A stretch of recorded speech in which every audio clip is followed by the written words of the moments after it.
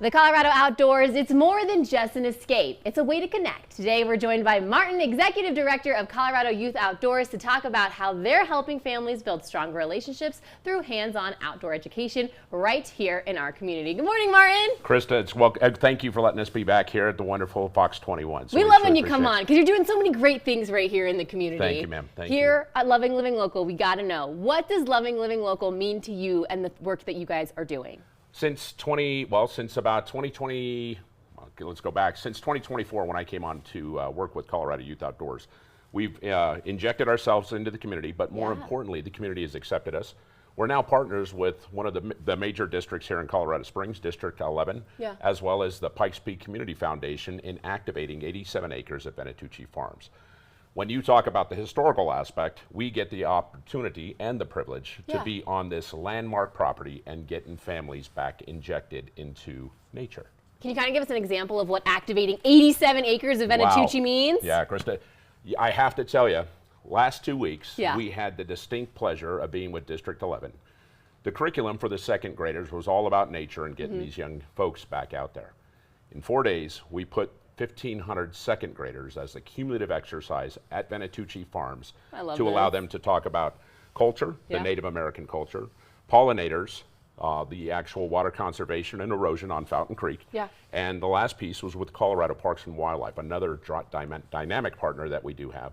And I want to tell you that with those kids being out there and seeing the opportunities that are out there in nature, I think our future is very set, and we're truly growing those individuals as conservationists across the board. But I also love that these big partnerships that you are having here with Colorado Youth Outdoors, because it's something that when you get the community together, you can make a bigger difference. All those kids, all those second graders, they would never have had this without you guys. Yes, ma'am. And I want to tell you, Krista, one of the best parts that we do, a little bit different than a summer camp or a little bit about just the youth, what we focus on is that parent-child relationship. And that's really what took us to the next level and literally opened up these doorways within the Pikes Peak Real Estate Foundation, community foundations. The individual aspect of the districts is to literally allow for these families to grow, not only the parent, but also the child, and something that they're both uneasy about doing.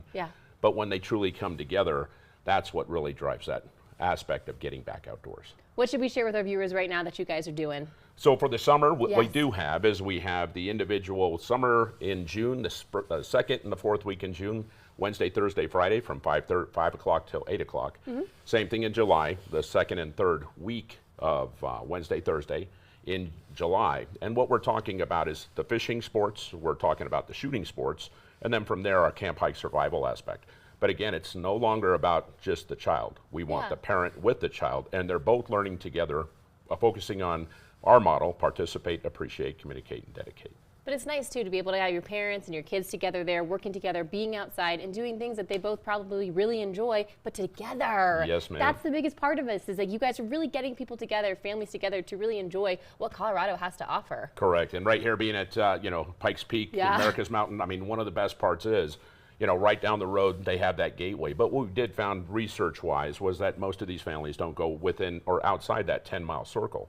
So to break them outside that, it's joy to see, and it's a wonderment just to see how these families truly now start communicating and dedicating their time to one another. You've got a major event coming up as well we need to share with people. Yes, ma'am. What we have is we have our first annual, we call it our Outdoor Traditions Invitational, and that will be held at the Air Force Academy. They're on the Blue Course, the renowned Blue Course here.